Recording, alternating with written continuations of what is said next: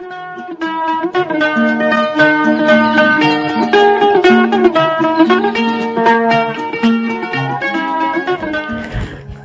आदाब, hello friends. आपके साथ में फराज हूँ और चैनल फिल्मी फराज हैं। यहाँ बातें फिल्मों की होती हैं।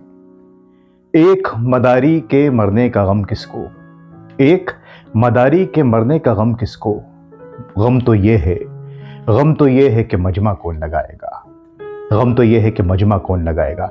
मुझे उम्मीद है कि आप इस शेर तक ज़रूर पहुँचे होंगे।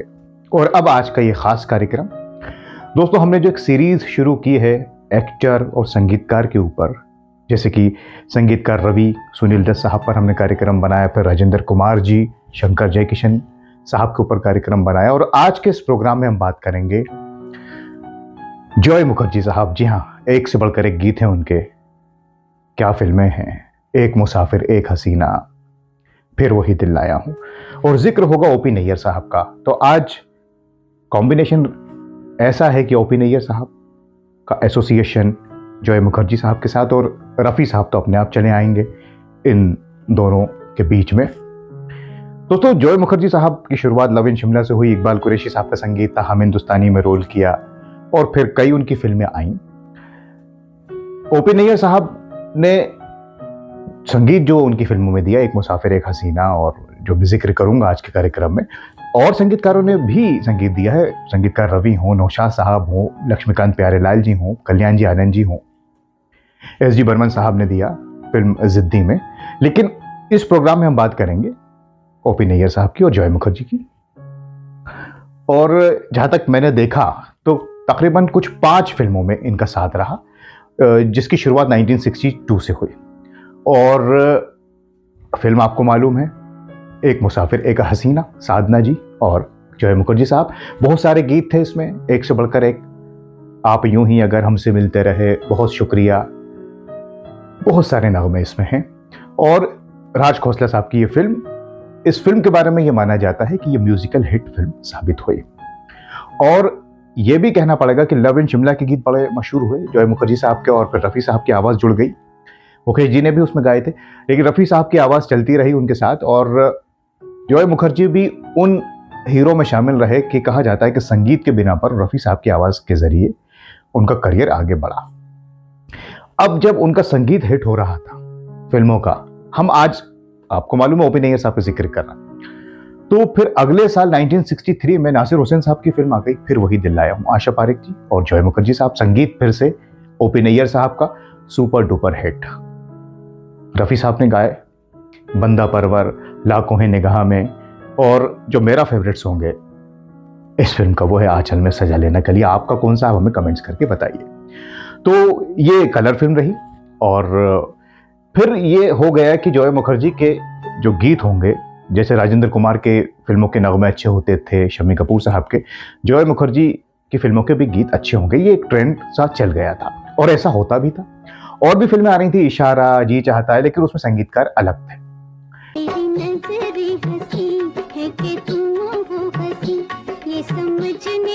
हमको तुम्हारे इश्क ने क्या क्या नहीं है तो फिर और क्या। मेरी जिंदगी में हुजूर आप आए, शहर में लुटने को चला आया।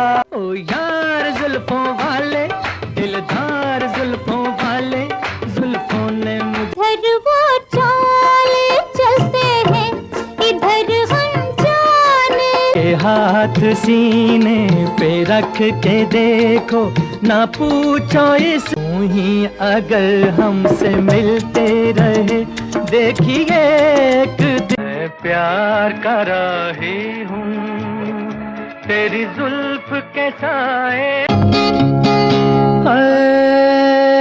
मत में आपकी हुजूर फिर वही दिल लाया हूँ।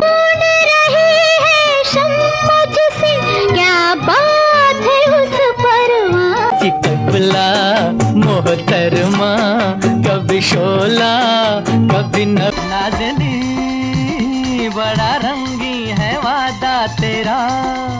दिल ने कहा था कुछ तुमसे कहना, दम मेरे खेल ना जानो, चाहत के इकरार। ऐसे ही कभी जब शाम ढले तब याद तेरी रातों के लिए दिल को जलाया हमने। लाखों है निगाह में जिंदगी की राह में सनम हसीन जवान।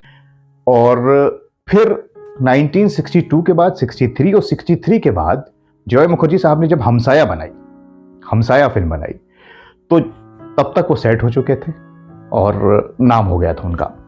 इसलिए इस फिल्म में उन्होंने पैसा लगाया, लेकिन अफसोस ये फिल्म चल ना सकी। इसमें उन्होंने अपने फेवरेट संगीतकार ओ.पी. नैयर साहब का संगीत लिया और इस फिल्म को जितना भी बजाया फिल्म के संगीत ने बजाया। दिल की आवाज भी सुन मेरे फसाने पे ना जा, वो हसीन दर्द, गीत इसके ठीक थे, लेकिन एक गीत जो रफी साहब ने गाया, दिल की आवाज भी सुन मेरे फसाने पे ना जा, सुपर डुपर हिट हुआ। अब जब ये फिल्म नाकाम हो गई तो रफी साहब गए जॉय मुखर्जी साहब के पास और पैसे वापस कर दिए कि मैंने जो गीत गाए हैं इस फिल्म में, दिल की आवाज भी सुन, क्योंकि आपने पैसा लगाया है और फिल्म नहीं चली तो दोस्ती के नाते मैं ये पैसे वापस कर रहा हूँ। जॉय मुखर्जी साहब ने इनकार किया, लेकिन फिर भी रफी साहब ने कहा कि भाई दिल की आवाज भी सुनिए। तो ऐसी दोस्ती थी और ये सब कुछ ठीक ठाक चल रहा था। उसके बाद दोस्तों फिर जॉय मुखर्जी साहब ने फिल्मों में तो काम किया, कई उनकी फिल्में आई, आग और दाग हो, इंस्पेक्टर हो, लेकिन फिर वो वापसी नहीं हो पाई एज अ हीरो, क्योंकि फिर बात वही ये दूसरे हीरो आ गए थे और सारी चीजें। तो 1968 में हमसाया आई, उसके साथ दिल और मोहब्बत आई, अशोक कुमार साहब थे और मेरे ख्याल से इसमें शर्मिला टैगोर जी रही। इसके भी गीत ठीक ठाक रहे। अच्छा, यहाँ पे एक बात का जिक्र और कर दें कि ये वो दौर भी रहा जब ओ.पी. नैयर साहब और रफी साहब के बीच अनबन हो गई। शंकर जयकिशन के लिए जब रफी साहब गा रहे थे, रफी साहब ने कह दिया कि मैं उनकी रिकॉर्डिंग में मुझे देर हो गई, फिर वो सारी बातें आपको मालूम है। तो नैयर साहब और रफी साहब, मतलब रफी साहब तो नहीं लेकिन नैयर साहब नाराज हो गए थे, तो एक ही गीत रह गया। फिर दिल और मोहब्बत में आप देखेंगे कि महेंद्र कपूर साहब ने जॉय मुखर्जी साहब के लिए गीत गाए हैं। हालांकि उनकी आवाज उन पर कितनी फिट बैठी है, बाद में नैयर साहब ने खुद कहा इंटरव्यू में कि मुझसे, ऐसे नहीं कि महेंद्र कपूर साहब अच्छा नहीं गाते थे, लेकिन वो रफी साहब जो गाते थे, तो नैयर साहब ने कहा कि मुझसे गलती हुई।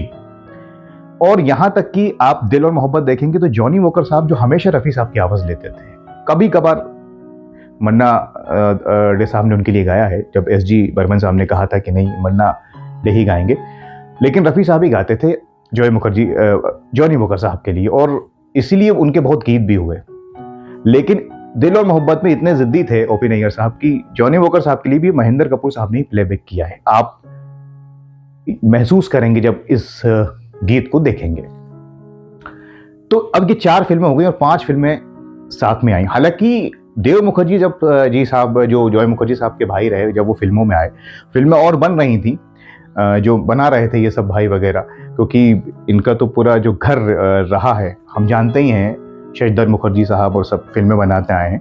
तो देव मुखर्जी साहब जो संबंध फिल्म हो, तो उसमें भी ओ.पी. नैयर साहब का म्यूजिक रहा। हालांकि उसमें जॉय मुखर्जी साहब हीरो नहीं थे, खैर वो अलग बात है। लेकिन 1972 में जब आखिरी फिल्म आई जिसमें ओ.पी. नैयर साहब ने संगीत दिया, जॉय मुखर्जी साहब की, फिल्में तो और भी आ रही थी, लेकिन एक बार मुस्कुरा दो, हालांकि तनुजा जी, जॉय मुखर्जी जी और देव मुखर्जी उसमें हीरो थे।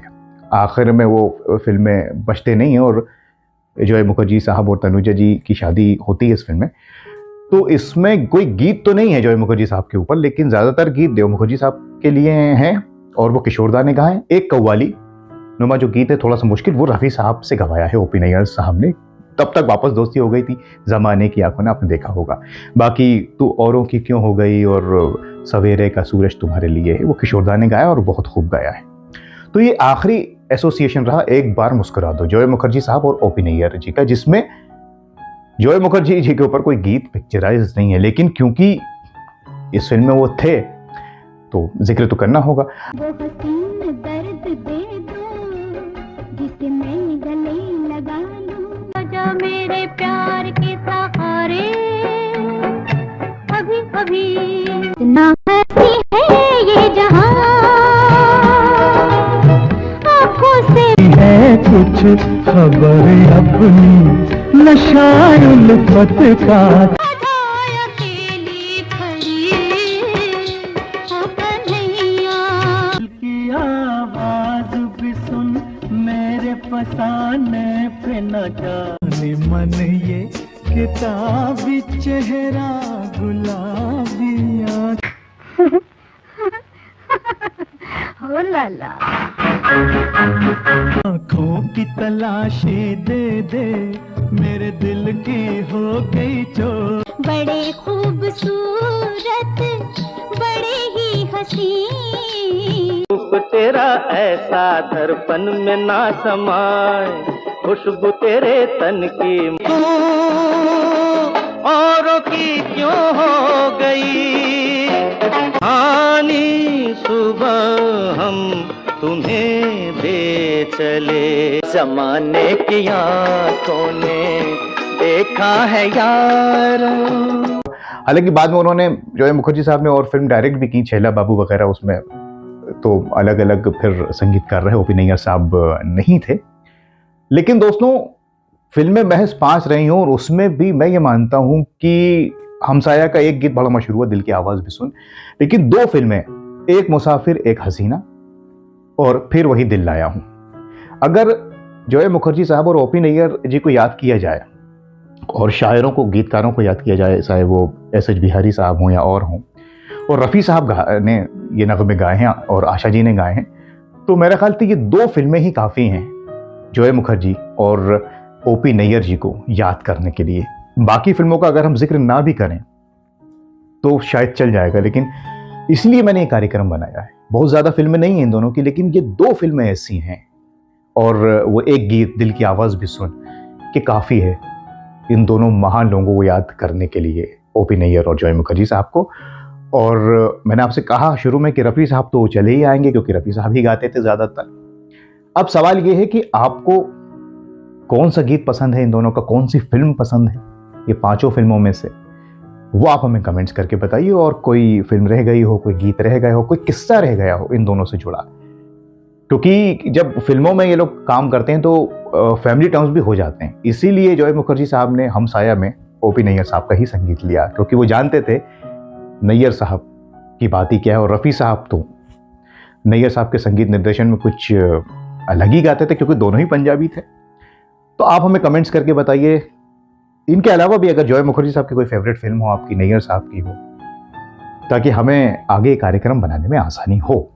तो ये आज की पेशकश में अब हम इतना ही रखते हैं और फिर जाता हूं, कुछ और रिसर्च करके लाऊंगा दोस्तों आपके लिए। तब तक के लिए आप अपना ख्याल रखें और अपने दोस्त फराज को इजाजत दीजिए। नमस्कार, खुदा हाफिज।